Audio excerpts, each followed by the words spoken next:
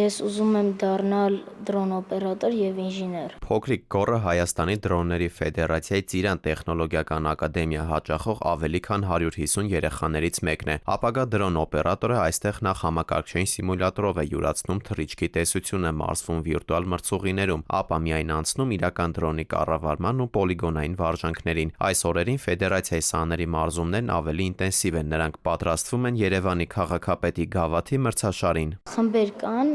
դասատուները որոշում են ով մասնակցի, ով չէ,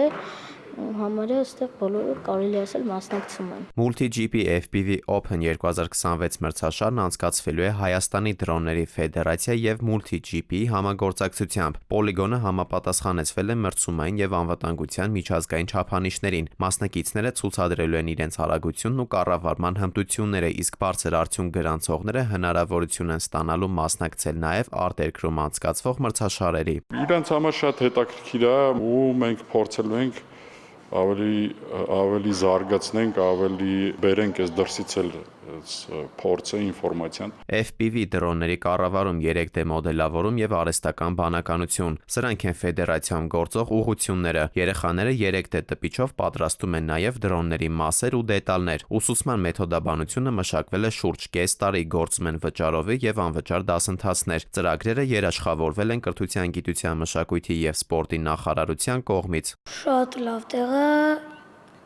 Ես սա մասնակցել եմ մրցույթի